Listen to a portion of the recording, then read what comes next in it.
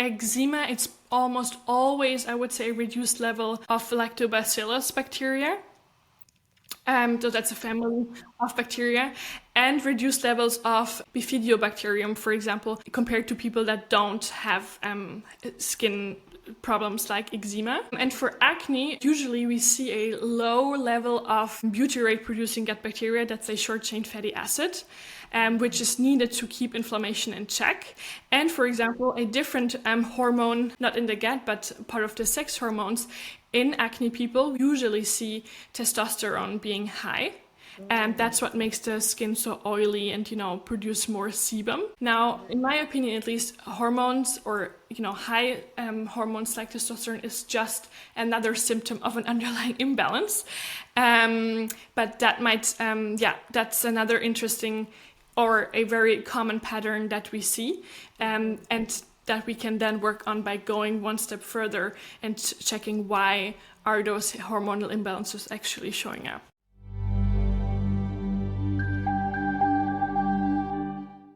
Hello everyone, welcome to the Skin Deep podcast. This is your go-to source for everything skincare and health, especially when it comes to eczema, dermatitis, and other skin conditions. Today I am really excited. I have a guest with me. Her name is Marie, and we are really excited about this conversation because, as we know, we always go through things about eczema, dermatitis, skin, different things that you could do with your skin, and I'm excited to have this conversation, especially because we're going to be going on the topic of eczema and acne, but almost pretty much healing ourselves in a natural way. So Marie, please introduce yourself and let us know a little bit more about your journey. Hello, thank you so much for having me, Keisha. I'm very excited for our conversation as well, and I'm very passionate about healing the skin from the inside out, and I hope I can share a bit of my own journey today, what I did to heal my own eczema, which I have had essentially my entire life. I'm a functional health I'm a functional health practitioner now, but this is essentially the second career that I'm on. I have a background in tech sales. And when I was going through a burnout myself, my skin flared up so insanely that really my body was giving me all the signs that I needed to stop, that I need to do something else, that something is off. And I think, when you see that so vividly on your face, it becomes really hard to ignore those little signs that your body has probably been sending for years and years and years. And this is when I embarked on this journey for essentially myself, because I was really frustrated with the very standard answers from doctors, like take those creams, use those topical steroid creams. It's just genetics, like calm down. Yeah. It's your type. It's your mom's fault, it's your dad's fault. It's your trauma, you will be stuck with it forever. And this is what really brought me on this journey of researching myself. And this is what I'm doing now. And this is what I'm really passionate about, hopefully transporting and sharing with other people as well. That's great. It's always this interesting thing, and tied into everyone that I talk to, is that we all had a previous kind of life. We're doing something previously, and we were ignoring the signs that it's like, don't do this anymore. You should be doing something else. And we just keep on going. And then our skin's like, oh, okay, so let me show you even more why I'm telling you not to do what you're doing. And then eventually, we kind of like have to stop. And then we're like, okay, this is no longer good for me. Let me figure out what to do, because it's so unbearable. Like, our skin and our overall body just feels so unbearable that we just have to make a change. And it just sucks that we have to go through that, but it's more of like, that's just beautiful in a way. Like, our body's kind of giving us indications that we need to learn to listen to. I think it's just from so long now that we just don't listen to those indications. So I'm happy that that's what made the change for you, but it sucks that that's what made you change. Yes, I guess it's very, ambivalent to some extent, but I agree. Especially since I feel like in our conventional medicine approach, we have such easy ways to just suppress those symptoms that we obviously forget about them in the day-to-day. If you use those topical steroid creams, my skin was perfectly fine.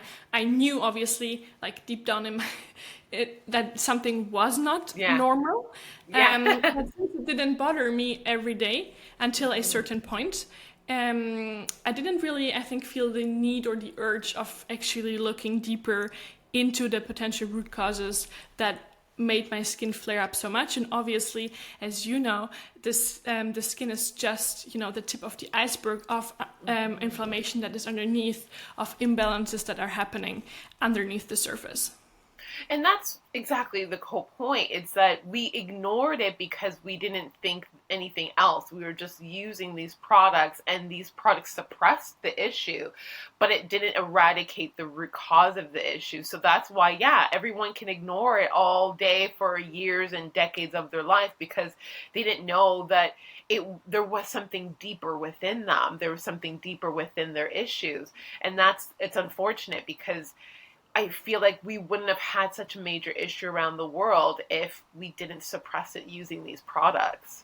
Yes, but I don't know how you feel about it, but I also feel like, at least in Europe, dermatologists, they don't tell you about the bigger picture. They just look at your skin and they tell you, okay, your skin is that, and your skin will always be very dry, whatever they say. And I really feel like, there's also a lack of maybe education from their side, that it has nothing, it's not only topical, it's not only on the surface. Well, actually, in Canada, it's the same, or North America, it's the same. I think in general, the institution of being in the medical field, there wasn't any other education about root causes. I feel, and research has proven that it's only based on symptoms. They were treating symptoms. They were just giving out prescriptions to get to the root cause, not really get to the root cause, but to nullify what the issue was. But they didn't do the fuller, holistic, bigger picture of okay, let's go into your history, your nutrition, your lifestyle, your day-to-day things. They didn't go into that depth. And I think it's just because the institution never taught them that. They only taught them, this is how you get rid of an issue with this actual ingredient or this prescription.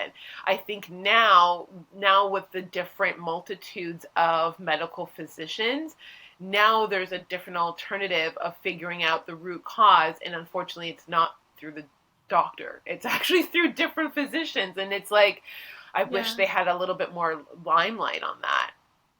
I agree. I mean, at least from my perspective, it also obviously depends on what are the expectations, right? When you go to a conventional doctor, we have the expectation for a quick fix. And I think this is kind of the paradigm shift that we see now with functional medicine, functional health, that, well, if you want to be healthy, it's not gonna fall from the sky, right? You actually need to put in the work yourself. If you have issues, they can be addressed. But if you really want to heal from the inside out, it means that you need to really take care of your lifestyle, your diet. You might need to do some changes that are less comfortable than just, putting on cream every evening. Yeah, and I think that's what I want to find out from you is, when you decided to make that change, you went into functional health. What inspired, again, we know what inspired it, but how did that whole change come about? How long did it take, and how did you feel, and how did you start healing yourself? Yeah, so the first thing is that when, nobody in my family has eczema. So when they told me it's genetics, I was like, okay, well, interesting, but I can't see those genetics anywhere. How many lines did that go back? Was it my great? I'm myself muted weirdly, I guess. Okay, fair enough. But then, I mean, it's my own story as well. When I did some reflection, I had a long history of eating disorder. So when I was starting to read a bit about the links between skin and gut, which is something you stumble upon quite quickly, I was like, okay, possibly my gut health is maybe not in best shape because of what I did to my own body for many, many years. And then I was also having really strong digestive issues. I was very bloated very often, independently of what I ate, which is then when I went to a gastroenterologist, enterologist. How do I say it? Gastroenterologist? I always have a hard time Gastro. with that word. Yes. Well, They deal with the gut. yeah, somebody Yeah. that deals with the gut, and I Yeah. wanted them to take a closer look. And the doctor was really hesitant because he didn't see the link that I, was making in my mind with regards to my skin health. And then it was really, I think the changing point for me was when I felt like the steroid creams have stopped using. This is when you get into this phase of TSW that your Yeah. listeners probably know about, the topical steroid withdrawal. Yes. And that's when I really, started to just research. That's also when I went back into acupuncture and all these other alternative things, which I feel like helped, but didn't get really to the root where I wanted to get. Yeah. And so, yeah, it was, I think, trying so many different things, seeing different specialists one by one, where obviously also people that are specialized in allergies, trying to put those puzzle pieces together. And since I felt like, okay, I need to put those puzzle pieces together myself, I started to do a training in functional health, which then, so I was my own guinea pig essentially in the first place. And that's how it all started off. That's so crazy because it's like it's unfortunate we go to so many different physicians and it's like none of them could come to the answer. None of them can say, okay, this is the issue. This is the issue. And it's like, what the heck? Like, it's kind of sad that, there's professionals, they get paid for this. And yet they couldn't find those answers. They just kept on almost like guesswork themselves. And then eventually it's like, okay, you know what? Since you don't even know, let me just go figure it out myself. And that's kind of like what a lot of people have done, especially that are in the eczema world and they are professionals. It's because they realize for themselves, okay, let me just figure it out myself since you don't know. And you went to all these different educational pathways, but you don't even know. Let me figure it out myself. But it's great that you went beyond the surface level. You really went into that deeper portion, because I feel like a lot of people still are in denial that it is like the next best cream, it's the next best this, it's the next best that. Don't get me wrong, and I always say it in every single podcast, I do own a company that creates products for eczema, but it's not to say that's how it gets rid of eczema. It's just to support the skin barrier on the outside. But my passion is letting people know internally, mentally, emotionally, you have to fix the internal in order to see it drastically, a display on the external. So I'm happy that you went to that deeper portion, because a lot of people are in denial of it. They're still in denial of it. They still don't think that they need to check their stress levels. They still don't think they need to check their food and nutrition. They still don't think they have to, do breath work, like all of those little things. So I'm happy that you got on that journey. How long did it take? What was like the biggest hurdles that you encountered and so forth? So I think overall, it took me, I would say, once I had stopped using the topical steroid creams, I think it took me about two good years to get to the point where I was like, okay, I feel like my skin texture is also changing. It's more resilient to, whatever comes onto the skin, whatever I eat. Yeah. Whereas before it's kind of like the slippery slope. You never know if it's, if I know, you're like, don't touch me. You almost become like a germophobic. You're just like, oh my God, I don't want to go anywhere because I don't want nothing touching me. Yeah, or it becomes, I think people with eczema, or they understand that you can't go anywhere like traveling like with a calm mind, because you're like, okay, there's like this new pillowcase. Am I gonna take my own pillowcase? Yes. Like all these struggles. And honestly, it sounds weird, but I wasn't I only took a proper shower beginning of this year, because I felt like my skin is resilient enough. Before, I was just washing essentially the parts separately, washing my hair separately, washing my face separately, but I never really immersed my entire body under like a shower, because I was so scared of like the, flare-ups coming back. Yeah, it's true. There's this underlining fear of like, I don't want anything to trigger me. So you almost stop yourself from doing things, because you're just like, I'm afraid of a new trigger. I'm afraid of a new flare up. I'm afraid of this. And it prevents you from almost living sometimes. Yeah. Yeah, and I think it has it's a very, important, or like a very high price you pay once you go Hmm. through that, not only yourself, but also the people surrounding you. My partner, I think he cannot hear the word skin out of my mouth anymore because I've used it Yeah. so many times. He's like, And no, no, yeah, he's like, I don't "No, know what let's that talk is. about something else. We need to speak about a different topic." But anyway, so it took me 2 years, but I went through a burnout last year as well. Mm. That kind of, you know, brought me back, I think, obviously threw me back a couple of steps. But what it Yeah. really showed is, and you mentioned it earlier, is the importance also of the hormones and the nervous system. Because obviously, once Hmm. my cortisol was basically at zero and all the other hormones, and my Hmm. body was in such a like fight or flight mode, and the nervous system obviously overly, activated, no wonder I know now that my skin was flaring up so badly again, even though I already thought I've been, through it. I'm on the other side. I'm out of it. And so that's also when I reinforced the understanding of all these different parts that belong together, not only, the gut health, but also, as you mentioned, nervous system, hormonal system. Yes. Um, so yeah, it's been definitely a journey. And that's it, it's a beautiful journey. I'm happy that you're expressing that because it is a long journey sometimes, but when we relapse is when we learn those important experiences and lessons. So then that way we can project faster forward again. Because I feel like a lot of people feel like it's just going to be a straight line from day one to like day 60. I should be clear of my eczema and that's it. But you have to learn those lessons and those experiences of what made you trigger in the first place, what makes you not comfortable, what makes you feel comfortable, what makes your skin not like that. I almost feel like in some ways it's kind of like a sad part about eczema, but it's a beautiful part that you almost learn to love yourself again. You learned about your body and yourself and what you value and what you'll tolerate and what you won't tolerate to the core of you, where if you didn't have the eczema, would you know that, right? I totally agree. And I also think it shows you in a really strong and beautiful way that your body can actually heal itself. Yes. Obviously, not from everything. I think we both agree. We need to be Yeah. careful. But if there are certain things that the body can absolutely recuperate from if we Hmm. give it the space, the time, and, I think obviously patience is very difficult if you're Yeah. suffering every day and your skin is flared up so much, but Hmm. it can, your body can, and your skin can really heal no matter for how long, how many years you put on those steroid creams. I'm really convinced of that. I Obviously do it just agree. will potentially take more time.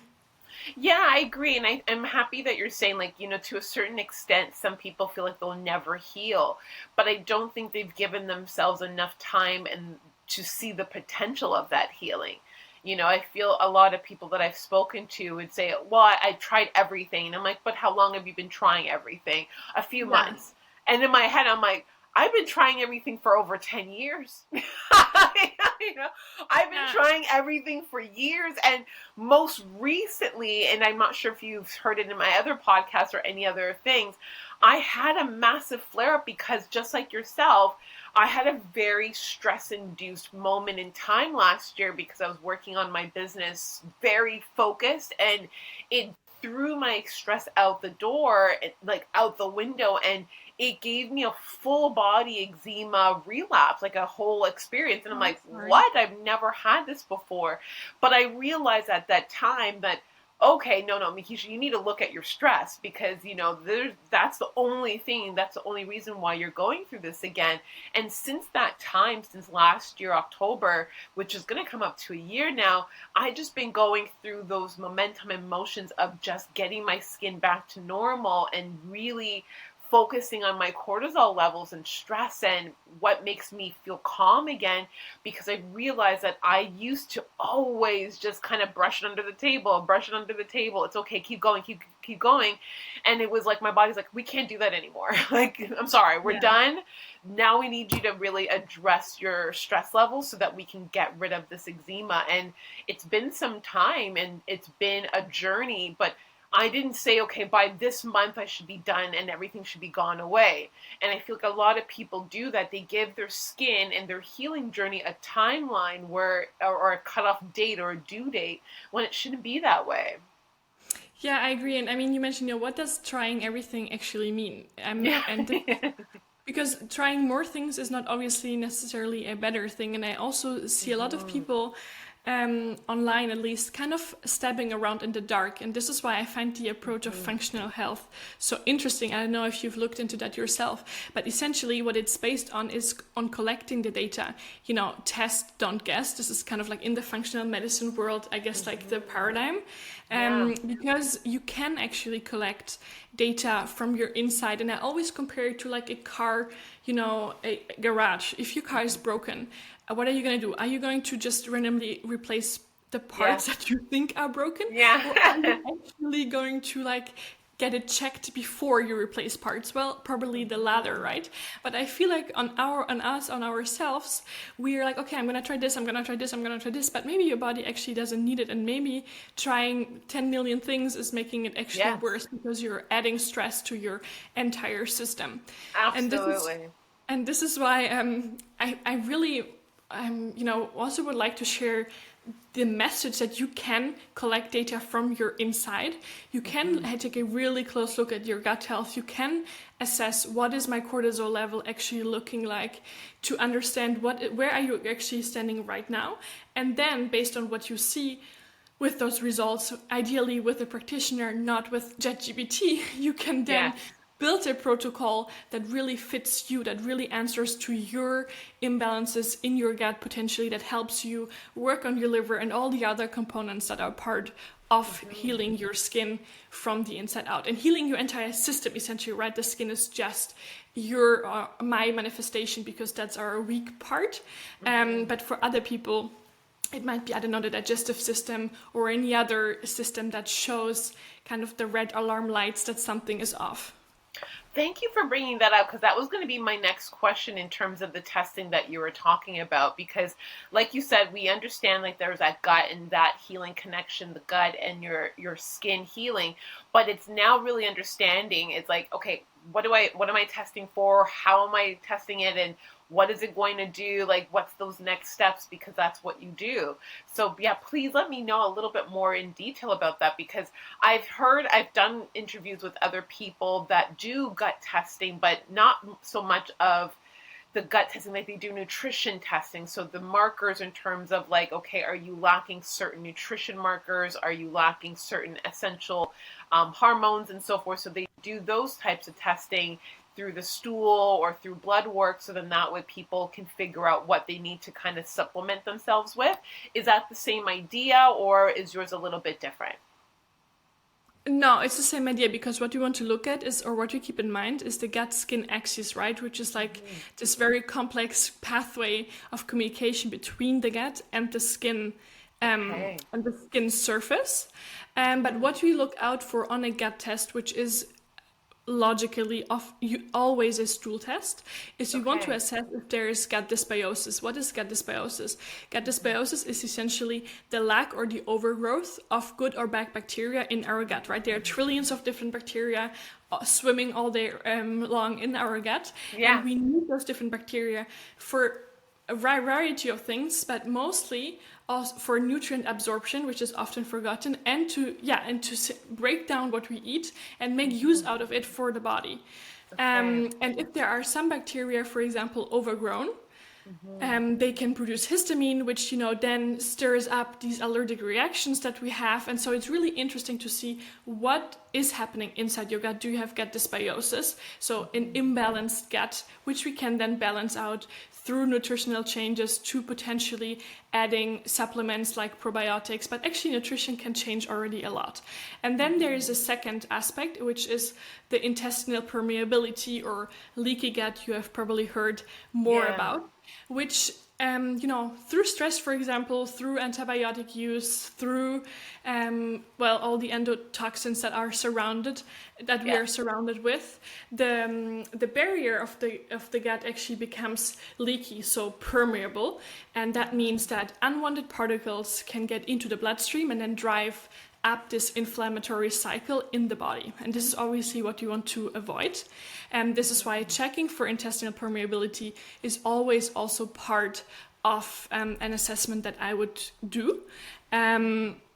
Because again, it has a very big impact on the inflammatory response, also on the nutrient absorption, and in general on the overall well-being of a person. And unfortunately, I think given the way we live today, I don't want to say almost everybody, but a very big majority of people have problems with a permeable gut.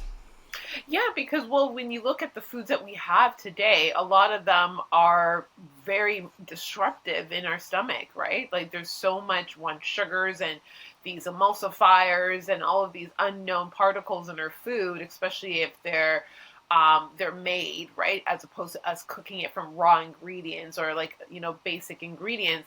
They're always going to disrupt our gut. And that's the problem people don't notice, is that, yeah, you may not have it now. You may not see the issue right now in your skin. You're going to see it later if you keep eating those foods or you keep doing those things. So, yeah. Yeah, absolutely. For sure. That's also why, yes, there are certain things that I would probably recommend to everybody that I see, like reducing gluten, because gluten is a huge, driver for the porous mucosal barrier in your intestine.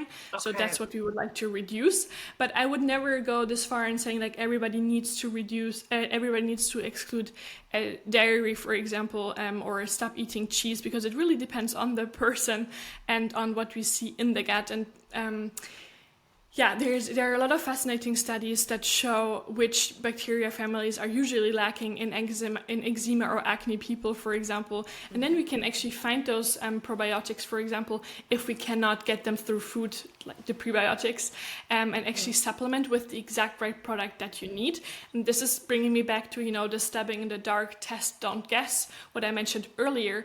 There are so many different products out there, but you don't want to bring your gut further into, a deeper imbalance by just supplementing with whatever product that you see announced on Instagram, because if it works for you, it doesn't need to work for me. Mm-hmm. And that's why taking a closer look at and test first, in my opinion, makes more sense, instead of spending so much money on products that just don't work because your body doesn't require the exact bacteria group, for example. Mm-hmm. So, for example, what's something that you see as a common thing on a test that usually a lot of people that have acne or have eczema, let's start with eczema first. What do you find is a very common thing that people are inefficient in? So for eczema, it's almost always, I would say, a reduced level of lactobacillus bacteria. Okay, yeah. So that's a family of bacteria, and reduced levels of bifidobacterium, for example, compared to people that don't have skin problems like eczema. Mm-hmm. And for acne, usually we see a low level of butyrate-producing gut bacteria, that's a short-chain fatty acid, which is needed to keep inflammation in check. And for example, a different hormone, not in the gut, but part of the sex hormones, in acne people, we usually see testosterone being high. And that's what makes the skin so oily and, produce more sebum. Yeah. Now, in my opinion, at least, hormones or, high hormones like testosterone is just another symptom of an underlying imbalance. But that might, that's another interesting or a very common pattern that we see. And that we can then work on by going one step further and checking why are those hormonal imbalances actually showing up. Okay, so if someone is, lacking lactobacillus, because I'm very familiar with that term because it's also in the skin industry now where people are trying to get them as stem cells to put on their face for facials, and I'm like, really? But, that's a common, issue that I'm noticing that's kind of arising now in the beauty industry, that people are trying to infuse into skin products and so forth. But how would you incorporate that in terms of building that back into the skin? Like that's through supplements or certain foods? It can be done through certain foods, but I like to use a very specific probiotic supplements that have those lactobacillus strains in them, where I know they will actually, do the job. But it's always important before adding, imagine you have this like garden, and but the soil that you have is very rocky. It's not very fertile. So if you put on the grains in form of bacteria, obviously they are not really going to grow. So you really need to build the soil around it. And for me, that's really through nutrition, rebuilding the barrier of your gut as well as the gut lining. And here, for example, anything that for example, bone broth, collagen is really great to rebuild the gut lining, which is kind of like your soil, before you then put on those additional grains in form of bacteria that grow in there. So it's really a joint work of not just throwing a probiotic, taking a probiotic every morning, but not doing anything else. That's also not going to be the fix that you want, that, the quick fix that you might be hoping for. Yeah, because I think that's what a lot of people had an issue with, and that's actually something that I did wrong too. I was like, oh my god, kimchi is supposed to be a great probiotic. I had so much kimchi, it threw me, like, my skin completely haywire, because it's also high in histamine. Yeah. So I'm like, okay, so you're so silly, Mikisha. You went and ate something, because I did research. I've always been very nutritional in my diet, and very active in terms of physical health and everything like that. So I was like, I just want to fortify. I want to optimize my nutrition. And I'm like, oh, kimchi. So I was having kimchi for the morning. I was having it in the evening. And I was having it so often that it threw my actual histamine off. And then on top of it, I was super stressed at the same time. So that's when I'm like, ding, ding, ding, do not just start adding foods into your diet or supplements into your diet without realizing that you still have to have a good foundation before you start adding other things in. So I'm happy that you're talking about the bone broth and the collagen, because some people will listen to this and be like, oh, lactobacillus, let me go get that as a supplement. And it's just like, no, don't do that.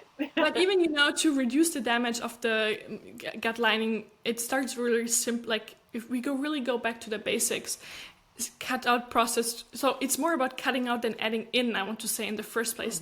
So cut out processed foods, sugars, alcohol.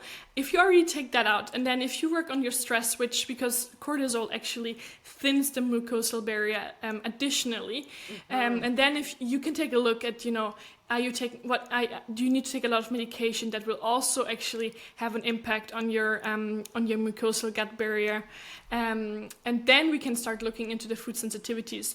But I think it's always about perhaps taking something away instead of adding 10 new things to your diet. And actually I was I was actually coming across a very interesting case with my client last week, where I was also remembering what you mentioned. Adding in things might not always be a good idea, because I told her, because she had a very damaged gut lining, that she should add in collagen and bone broth. And then it turned out, because I gave her this recommendation before getting her test results, because I wanted to give her something to work with, and usually bone broth always, is a good starting point. Turns out that she actually had a huge bacterial overgrowth, which is even triggered more by adding beef and red meat into your diet. And obviously collagen, from bovine.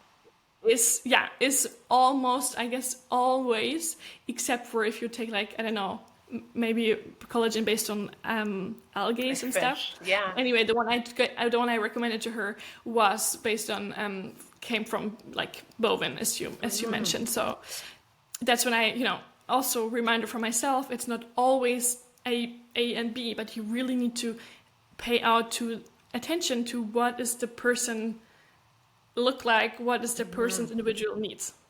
Yeah, and that's what I did in the beginning last year, in October, I took everything away. I went with the simplest basic food groups on my diet to, like, I was looking at it from, like, a cellular level, like, make it so basic that I could understand what was triggering me and what wasn't. So I had the same breakfast, same lunch or dinner for almost 3 to 4 months straight.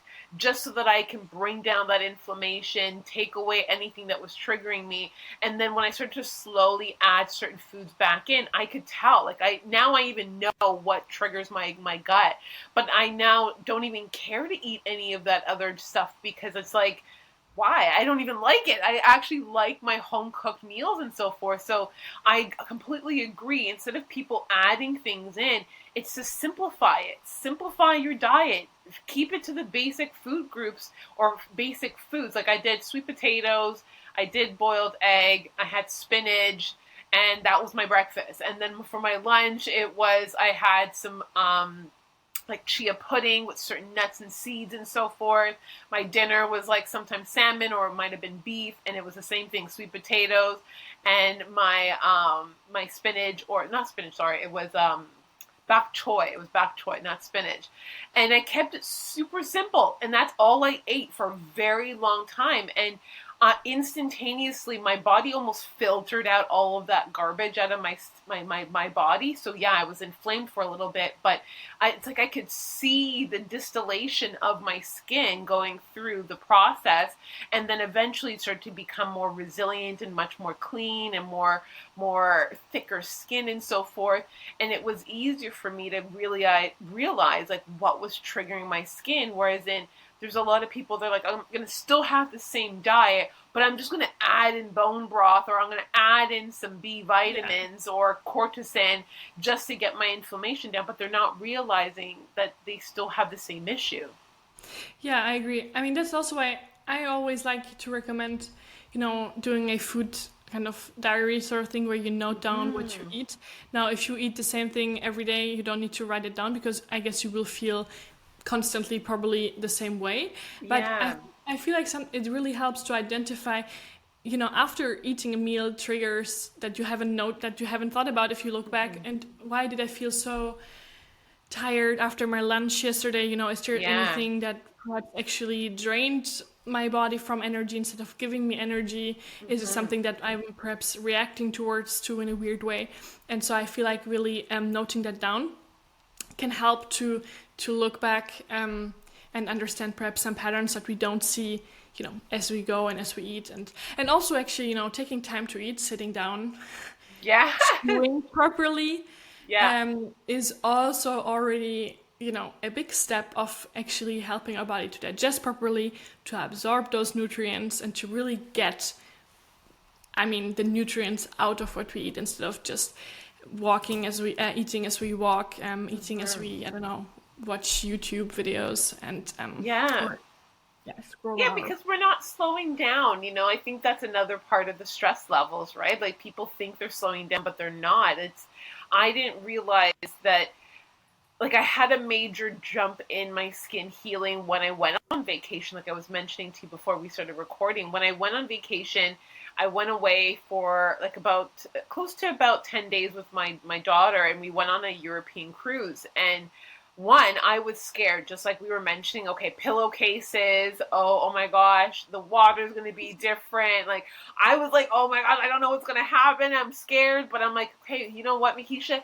It's not going to be any worse than what happened the first time when your skin exploded. So let's just go and see what's going to happen. And funny enough, within 24 to 48 hours, actually 48 hours, my skin cleared up like it was nothing. And I was shocked. I was actually kind of annoyed in a way, because I'm like, what happened? Like, what made my skin not be inflamed and irritated? And I knew the instant thing that made a difference was how much calmer I was, because I was like, I'm on vacation, let me relax. And two, the amount of sleep that I got, because I think I slept for almost 24 hours from the plane to the getting on the boat, and then being on the boat, and then like adjusting to the time zone. Just those two things alone, of just calming down my nervous system and sleeping, I was like in shock at how different my skin felt. And I think that's where people don't, realize that little tiny things are going to change your skin. You have to make mental note of it. And if you don't make mental note, you'll never know what your skin agrees with and what it doesn't agree with. Yeah, I agree. And there are studies that, stress alters the gut microbiome and reduces beneficial strains of bacteria. So it's not like even, us thinking that stress is bad. Obviously, stress has an impact on every part of the body Yes. if we're exposed to prolonged stress, or if our Yeah. body cannot handle the stress. I think it also depends a bit on that. But I think, that's also the mean thing for people, for example, going through TSW or having very severe eczema, because that's, it has a toll on your sleep. You can't sleep anymore because you're Yeah. itching so much. And it's true that it's then this vicious cycle of, okay, I know I need to rest, but I Yeah. can't sleep. And Yeah. this is then obviously when your cortisol rises, and when everything in your body becomes like alerted, as if you needed to, like save your life every Yeah. second of your Yeah. day.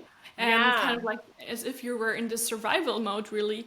And I understand that it can be really difficult in those situations, to take a breath, Yeah.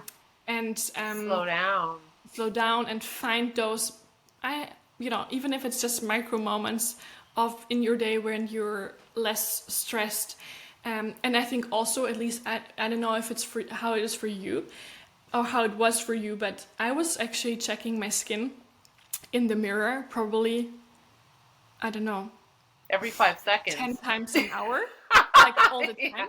Yeah, like I was really I'm doing it all the time. I'm always like, okay, something changed, and I'm like, know, nothing changed. right, but it becomes this obsession. Or if I'm like Yeah. itching now because I'm sweating a bit, I'm like itching, and I'm like, oh my god, how is it gonna look like Yeah. in 2 hours from now? So I think, know. and this is, I think, normal, because we really we become so obsessed. We But become that's when- hyper alert. yeah, but that's when you, obviously your body is not going to be, in a calm state if Yeah. you actually check on it like all the time, and if you're trying to micro observe, like, okay, there's now a small red spot that wasn't there 2 minutes ago. Yeah. So- Yeah. I think that's also something I really learned the hard way, to not over obsess. And I was actually exchanging with a girl on Instagram, and she told me she took off all the mirrors, and I think in hindsight I should have done the same, just get rid of Yes. mirrors and kind of trust the process, trust the feeling. Yes. Anyway, if it's itchy, that it's probably red. I don't know if it helps to check, to validate, but anyway, so yeah. Oh my But gosh, learning like from I you- love what you just said, because you almost like shine a light on what I was doing, and it was crazy because I still do it to this day. I'm just like, okay, hold on. I think that checked up now. That's a little bit more smoother than it was before. Like, it's like, it is so true. This constant, like, double checking. Is it getting better? Is it getting worse? Is it getting better? Is it getting worse? And that in itself is stressful. And I never really took that in. And I would ignore it. I'd tell myself, stop checking your skin. But I'm still like, hold on. Yeah, And that is actually really bad. And it's so true that I think a lot of people can take away from this, is that stop checking your gosh darn skin. Yeah, because it really heightens your your nervous system is like overly activated if you do that all the time.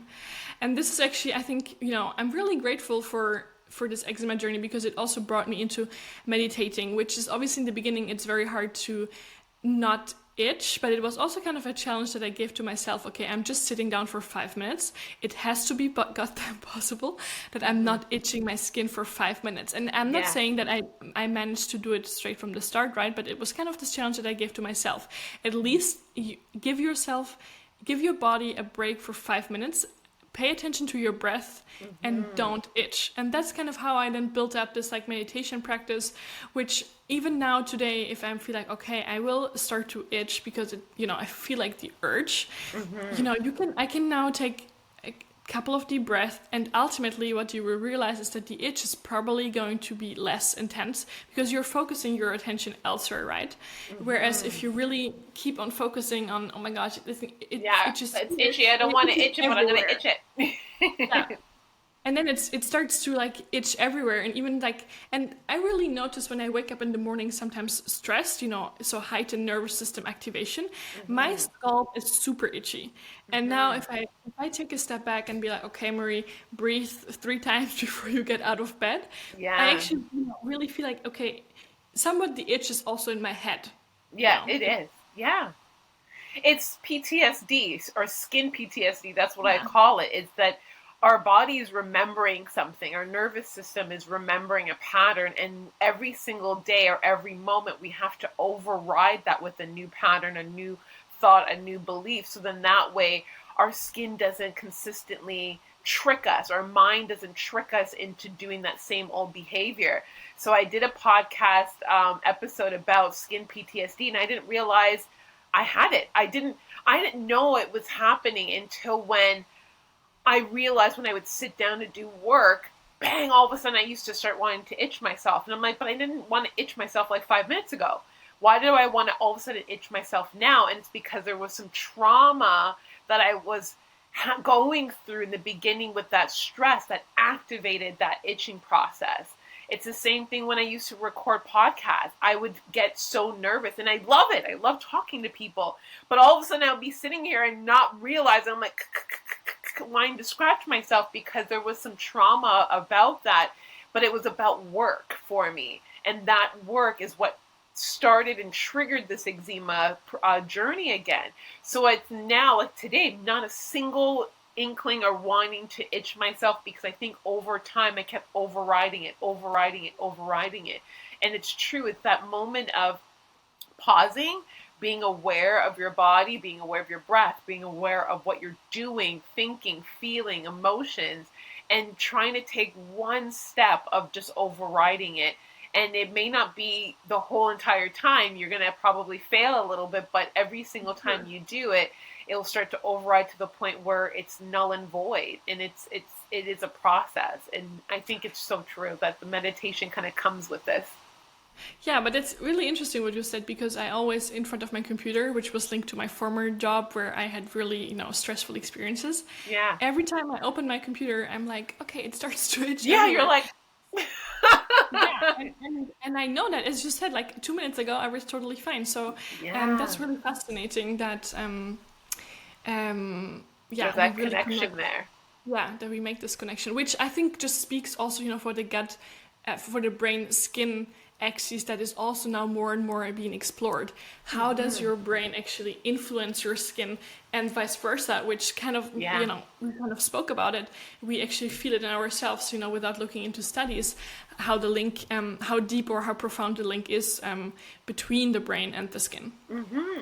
Yeah, because I feel like when we look at it from the beginning, it was our gut. Like our gut was messed up. Like we can't even deny it. Our gut was messed up, and that's what was the trigger.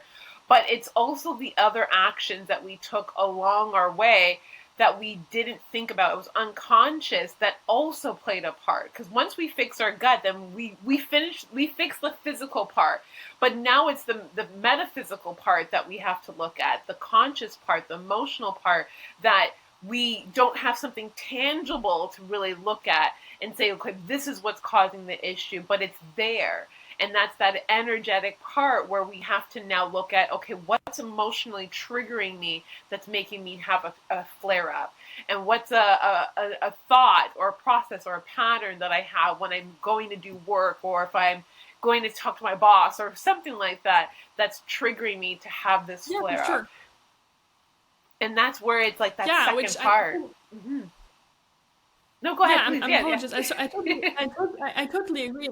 And this is why I think, again, our body, sends us so many signs. To kind of go back to where we started at the beginning, our body sends us so many signs that something, deeper is maybe off. So if you're itching every time that you go to work, and maybe, it shows you something more than just, okay, your skin is itching.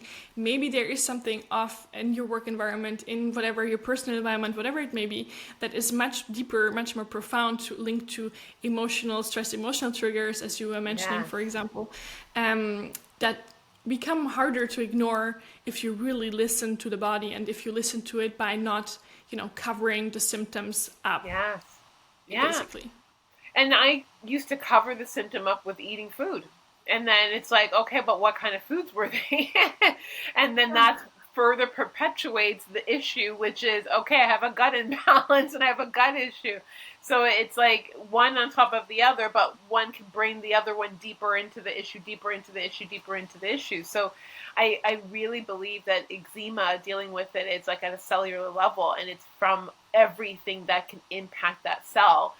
that we have to kind of fix, and that's through the food, nutrition, and then through the emotional, and then the stress levels and so forth. So I think that's really unique that you're helping people with this, because I feel that is the alternative physician or professional that everyone should have had back 20 years ago, when we were all given just prescriptions as opposed to giving this type of, help instead. Yeah, it's really this like 360, as you said, view of like the entire like physical and metaphysical body, I guess. And it's a really passionate work because it's very independent, it's a very individual journey for each person going through it, which I really like, because you're exploring new things every single time. And so, yeah, I hope I will be able to help even more people taking this natural path without doing the, cycle of trial and error like we have done for many, many years, because we didn't know where to start, how to get to the end, essentially, of the tunnel. Yeah. And just before we wrap up too, were there, when you're doing these tests and so forth, and I know you kind of gave us that example of someone that had like an adverse kind of reaction because this was not something that they should have had. Is that something, like, now, how did you fix that after? Because like some people may not agree with certain nutrition suggestions that you give them. How do you kind of alter or pivot that assistance? Well, in her specific case, luckily there are alternatives to bone broth, for example, based on chicken. Yeah. So we can always find alternatives. And I mean, that's why I like to introduce a food sensitivity test for every person that I work with, because we can identify the sensitive foods and then take them out. This is how I would really adjust each plan to each person. But there are, as I said, even though she can't use the collagen, there are alternatives that we can do to work on her mucosal barrier. For example, omega-3s are great. So there are always ways around. There's never this like one solution. If the solution doesn't work, now we are stuck. But it's really about, and this, I kind of compare it to like detective work, because each case of a detective is somewhat different, right? Even though maybe there's always a murderer. Yeah. There's always like a dead person in the end if you're working like, I don't know, for the whatever, FBI or whatever. Yeah. But obviously the story is different each time, and the background of the person is different each time. Now, if the person has been growing up in a household with a lot of mold, obviously that will have an impact on the person's, I guess, respiratory. Respiratory tracts, like everything. So that's why it's really about not having those like basic assumptions, okay, it's always like that, but really taking a step back and kind of like pulling away those different layers, because sometimes you don't even realize yourself that this might have, added to your current situation, because for you it's so normal that you lived in that house and you don't question the house. You're like, oh, my house is fine. Yeah, so it's really about pulling those layers and taking time, and I think that's also an important part of the process, taking time to assess, where am I now? What are other symptoms that I'm perhaps ignoring? Like, for example, digestive issues. I have a lot of headaches all the time. These might potentially be linked to your overall health, status, which are then reflected in skin issues. So anyway, that's why I really take time with each of my clients to go through their lifestyle, medical history. What have they taken? Have they taken a lot of antibiotics, which obviously also plays into into their current, I guess, health picture overall. And so, it's a really individualized detective work, which, and I'm also always very transparent with that, it takes time.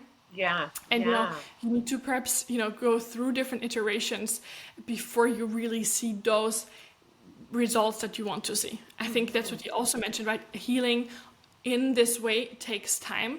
It's not comparable to applying a steroid cream that works probably in the first, I don't know, hour, I don't remember, but it's insane, right? How quickly the immune system essentially gets calmed down, and the system and the creams work. So it's really not comparable in terms of approach, and I think that's very important to keep in mind, to not become frustrated by taking the natural healing approach. Yeah, because we're in this society of like immediate gratification. So Yeah. people want things fixed like today or yesterday. And I think that's why a lot of people won't go on this journey necessarily, because they're just like, I don't want it to take this long. That's why they're taking Dupixent and shots and so forth, because they're like, I want an immediate change, when they're not realizing, yeah, it's going to give you immediate change, but it's going to give you long-term issues later on. Rather than Yeah. this is going to give you long-term change, long-term results. It's going to take a little bit longer, but at least you know that you're going to have a full body that's resilient, that can take care of itself for the rest of your journey, but you're still learning what your body needs and doesn't need. Whereas in doing it the other alternative way with the creams and the shots and so forth, you're not really learning anything about your body. You're Yeah. still muting the telephone on the body. You're not hearing anything.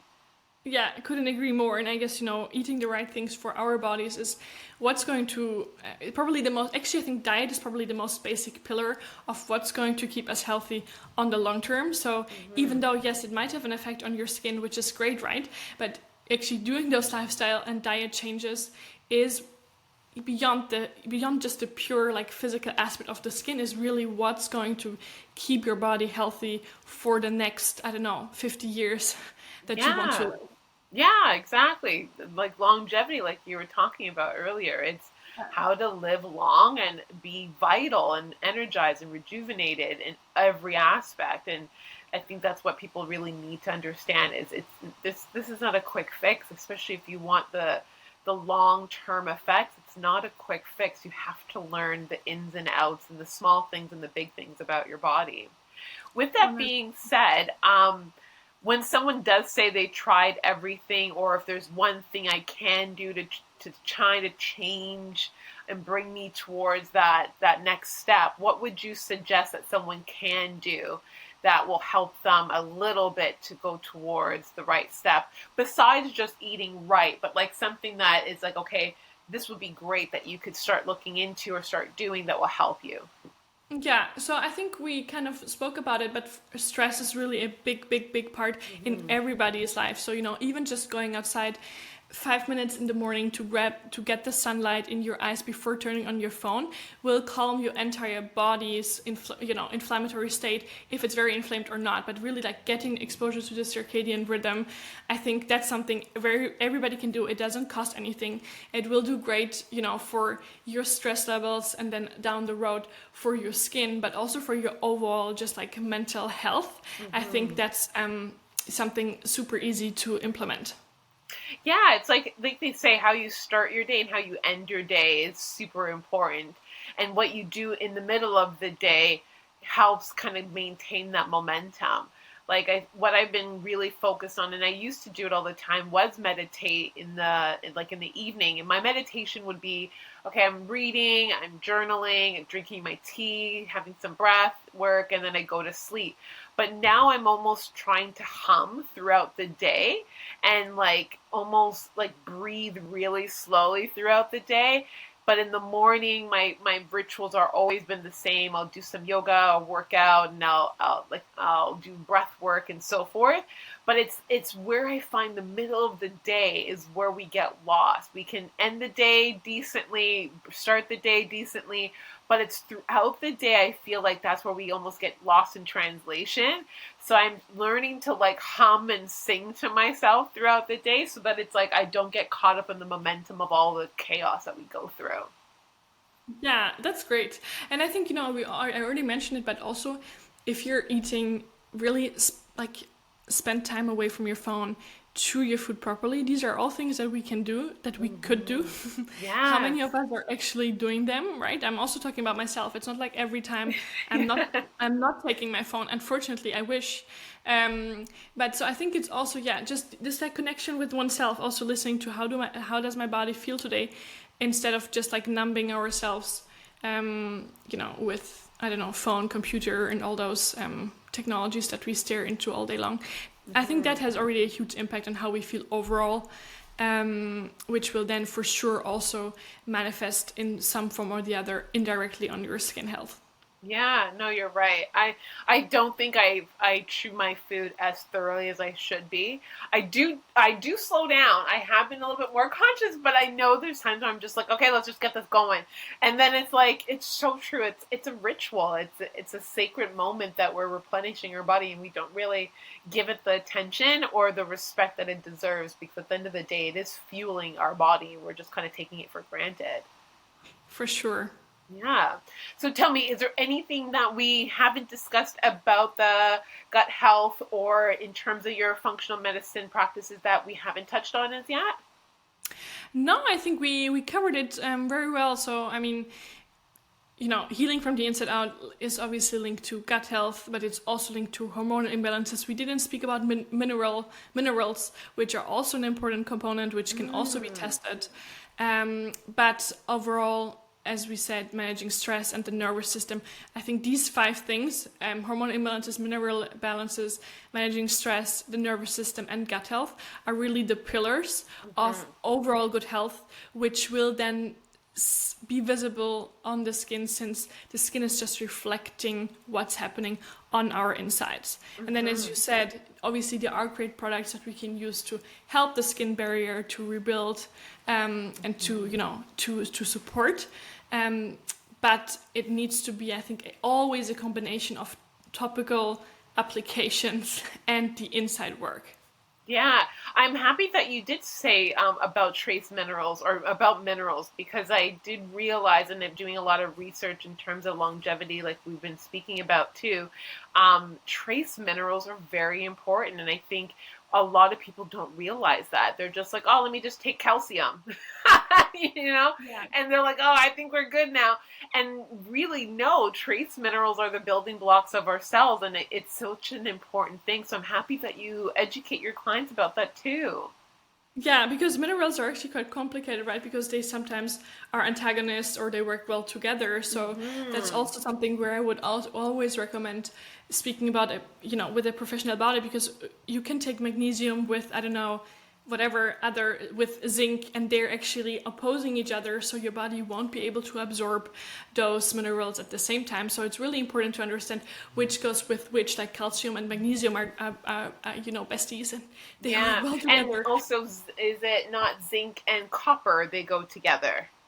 Yeah, they do. Yeah. Um, so it's really important. And also, I think, what you said, supplementing can be helpful, Hmm. but it has to be done in the way that it actually makes sense for your body. So Yes. that's why sometimes, like, building your own supplement protocol um, can be quite tricky, because it is quite tricky, especially if you're working with minerals as well, on when to take what, and to actually make your body like to actually be able to benefit and absorb those things that you're Yeah. putting in. Yeah, because like you said, and this is the pinnacle of your whole program, is that people will sit there and start taking all of these supplements because they see a TikTok or this or that, not realizing, hey, but my body's not, if it's not inefficient on certain things. It actually does have these certain things, so I don't need to over supplement on them. So getting these tests done is the most important thing, so that they know exactly what their body actually needs to optimize its best way possible. So yeah, no blind supplementing. And right now we're in an industry era of where it's like, get Yeah. these supplements, protein powders, collagens, and all of these things, and they're not realizing that, one, they're not all made equal, and two, you may not need them. Oh yeah, we didn't speak about the supplement quality. That would probably, like, last we could speak about that for hours as well. Same, like, I guess, skincare products, right? How do you actually assess the Yes. quality of what you're taking? But yeah, I absolutely agree to what you said. Keep in mind, you're an individual person and you need different stuff than even your partner, right? Yes. Yes. Or your best friend. Yeah, everyone is different, and they need to all remember that. Just because your friend bestie is like, oh my God, I'm taking this women's supplements, it's so Yeah. good. And you're like, oh, let me try it too. And then all of a sudden you're just like completely whacked out. So it's so true. Like, not everyone should be on the same thing, because we're all different. Every single one of us is different and have our own different makeup. So Thank you so much, Maria. I really appreciate you being on here. But I always have this tradition of asking everybody these special questions at the end, and I wanted to know your answers to it. Are you ready? I am, I guess. Okay. All right. Awesome. So the first question is, what is self-care to you?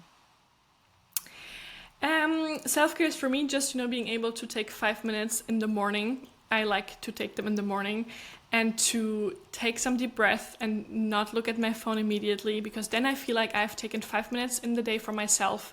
And, even if I have no more time for myself, I know I had those 5 minutes for, just checking in with myself, essentially. That's good. That's good. I always ask these two questions together because I feel like everyone kind of ties them in together. Because the second question is, what is it that you do for your self-care? So for you, it is, yeah. Yeah, I guess it's really simple, just like sitting on the couch in the morning, and again, just like taking some deep breath. Maybe I have a cup of tea, not necessarily, and just checking in with myself before then, giving to others, talking to people, going out there. It's really simple. Thank you for saying that. That's a different answer than what I've heard before. And I like that you said giving to myself before giving to others. And that is such a true and crucial statement, because everyone's always saying, you're so selfish, selfish, selfish. And you have to be sometimes. Like, you have to be selfish, because you need to, in order to fill anyone else's cup, you got to make sure your cup is filled. And if your cup is empty, then you can't give to anybody else. So I'm so happy to hear that you said it that way. Yeah, it's really important. Yeah. Well, thank you so much, Marie. I have all of your handles and everything. It's going to be in the show notes. If you want to let anyone know about anything new that's happening or how to really maximize on any of the programs that you are doing, please let us know right now. It would be great. And it also will be in the show notes. Yeah, I mean, feel free to check out my website, marievollmar.com, as it will be in the show notes. I also have free introduction calls if you want to just talk to me and share a bit what you've already tried, because I guess many of you have already tried, all the things that we spoke about. And I hope that I can give you some guidance of perhaps the one thing that you haven't looked into. So I'm very glad to meet you and answer all the questions that you might have. Perfect. Thank you so much, Marie, for coming on to the Skin Deep podcast. And again, everybody, this is your go-to source for everything self-care and wellness, especially when it comes to eczema, dermatitis, and skin conditions. Please check out our website and also go into the show notes for our 30-day skincare trial set, where you get to try our products, see if it works for you, and really help support your skin barrier. But as always, my name is Makisha, your host, and I will see you. Thanks for tuning in to the Skin Deep podcast. Don't forget to download your free guide to our 10 hacks to great skin.